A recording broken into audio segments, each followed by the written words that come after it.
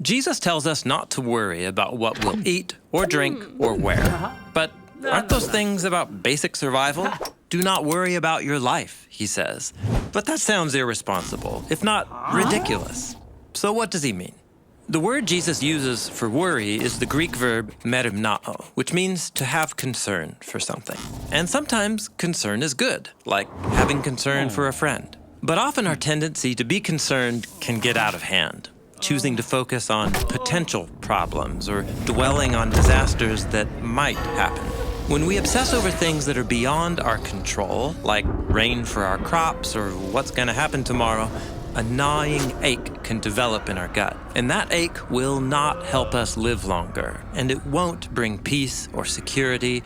It only steals the joy out of the life that we do have right now. Jesus wants to free us from that gnawing ache of worry by redirecting our attention to God's trustworthy character. Notice the birds, he says.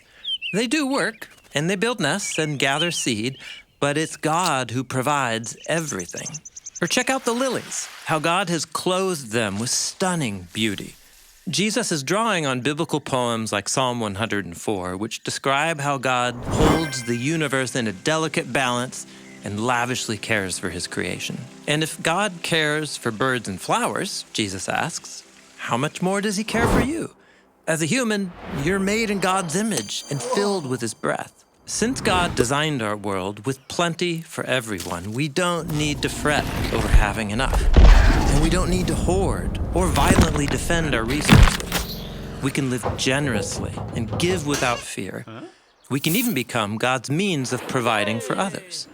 If we're wrestling with the choice to stay worried about scarce resources or potential problems, Jesus invites us to take a deep breath and trust that in the end, God's provision is more than enough for everyone. And Jesus says there is a lot of evidence.